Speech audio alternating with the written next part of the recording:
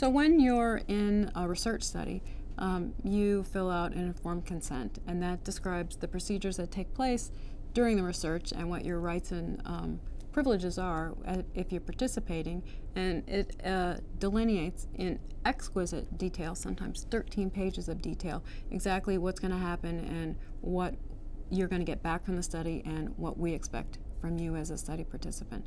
And we told study participants that we were doing research. That was true.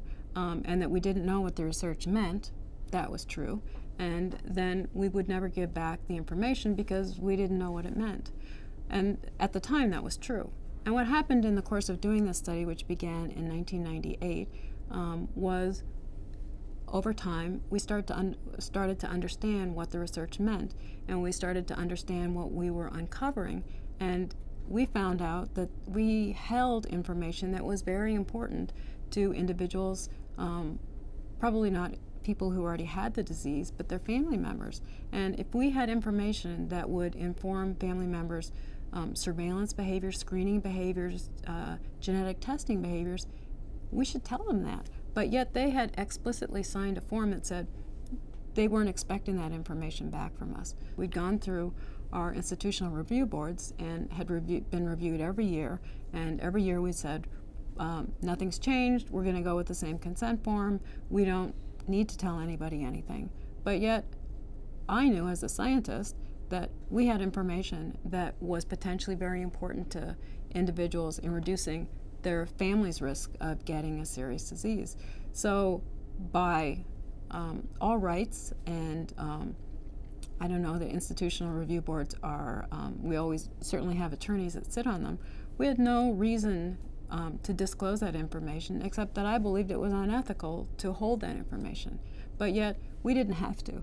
But I couldn't sleep at night because I knew that if I had been in a study, and I've been in many studies, if I had been in that study, I'd want to know that information. So I went back to my institutional review board and I said, I want to change my consent form, and I want to give study participants the opportunity, if they so chose, to have this information disclosed to them. And actually the IRB, instead of saying, wow, you're right, we can't sleep at night knowing that you have that information, you go girl, tell them that.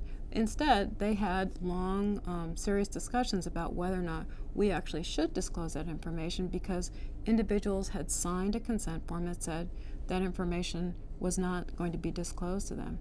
So we went back to our institutional review board, our ethics board, and we said, we really want to change this, and we want to move ahead so that we can, A, in the future, make sure that individuals understand that if we find things out, that we'll disclose it to them. And for individuals for whom we have that information, we want to go back to them and say, you know, we actually know something about you, and we'd like to tell you if you'd like to know this information. I believed it was unethical to hold information and not tell people who'd been generous to be in our study, that we learned a lot from, that the scientific community learned a lot from, but yet here our study participants couldn't have access to information that might save their families' lives.